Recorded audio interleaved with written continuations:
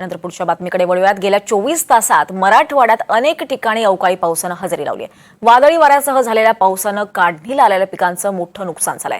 Monsoon पूर्व मशागतीच्या कामावर सुद्धा या पावसाने विपरीत परिणाम झालाय।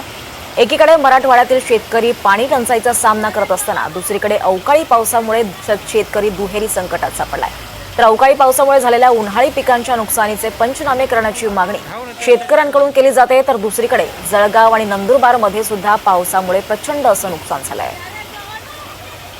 या संदर्भात अधिक माहिती घेऊयात। आपल्यासोबत आपले प्रतिनिधी मोहसिन शेख जोडले गेलेत। मोहसिन, खरं तर एकीकडे आपण मराठवाड्यातल्या पाणी टंचाईचा आढावा घेत होतो। पाणी टंचाई तिथे सामना करत असताना शेतकरी, दुसरीकडे मात्र अवकाळी पावसामुळे आता शेतकरी दुहेरी संकटात सापडलाय। सध्याची तिथली परिस्थिती काय? दीपाली, नक्कीच आपण जर बघितलं तर आपण गेल्या काही दिवसांपासून मराठवाड्यातील दुष्काळी परिस्थिती कशी झाली, म्हणजे दुष्काळ परिस्थिती निर्माण झाल्याचं चित्र दाखवलं होतं। अनेक भागात पिण्यासाठी पाणी नसल्याने लोक भटकंती करत असल्याचं आपण पाहत होतो। आणि आजही मराठवाड्यातील अनेक जे आहे तर प्रकल्पांमध्ये जो आहे तर पाणी साठा जो आहे तो झपाट्याने कमी होतोय। एकीकडे अशी परिस्थिती असताना दुसरीकडे मराठवाड्यात गेल्या 2-3 दिवसांपासून ज्या पद्धतीने अवकाळी पाऊस होतोय त्यामुळे मोठ्या प्रमाणात शेतकऱ्यांचं नुकसान होतंय। अनेक ठिकाणी तर गारपीट देखील झालेली आहे। मराठवाड्यात गेल्या आठवड्याभरात तब्बल 7 जणांचा जो आहे तर मृत्यू झाल्याची जी आहे तर माहिती जी आहे तर आपल्याला समोर येत आहे।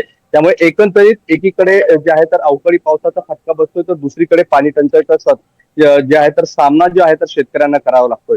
आणि या अवकाळी पावसामुळे जे आहे तर शेतकऱ्यांचं मोठ्या प्रमाणात नुकसान झालंय। आपण जर बघितलं तर उन्हाळी पीक जे आहे तर ते काढणीला आलेले आहे। खास करून कांदा हा जो आहे तर काढणीला आलेला आहे। आणि असं असताना अचानकपणे या अवकाळी पावसाने हजेरी लावल्याने या पिकांचं मोठ्या प्रमाणात नुकसान होतंय।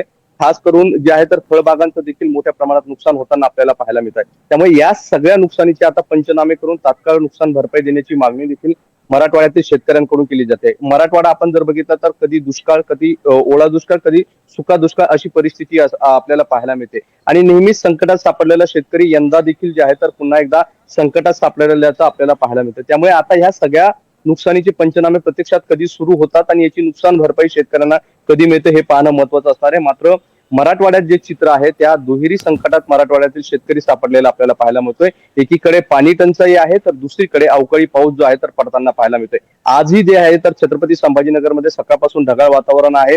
अनेक ठिकाणी जे आहे तर मराठवाड्यातील जिल्ह्यांना ऑरेंज अलर्ट दिलेला आहे। त्यामुळे आज देखील जे आहे तर अवकाळी पावसाची हजेरी जी आपल्याला पाहायला मिळण्याची शक्यता आहे। त्यामुळे या सगळ्या संकटात सापडलेल्या शेतकऱ्याला आता जे आहे तर मदतीचा सरकारचा कसा हात मिळतो हे पाहणं महत्वाचं असणार आहे। आणि त्यामुळे नेहमी संकटात सापडलेल्या मराठवाड्याच्या शेतकऱ्यांना कसा दिलासा मिळतो हे देखील पाहणं महत्वाचं असणार आहे। दीपाली, नक्कीच मोहसिन, त्यामुळे आता सगळ्या आशा या सरकारकडे लागलेल्या आहेत। धन्यवाद या सगळ्या सविस्तर माहितीसाठी।